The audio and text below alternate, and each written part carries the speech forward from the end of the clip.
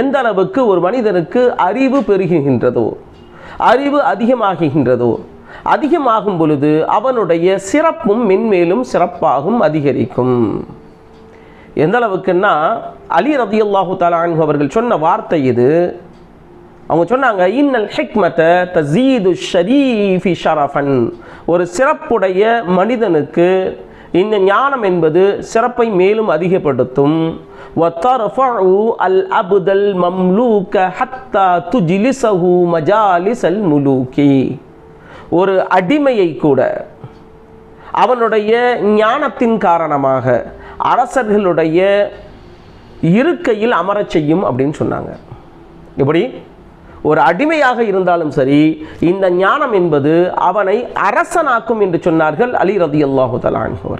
முன் யோசனையை போல எந்த ஒரு சிறந்த அறிவும் கிடையாது.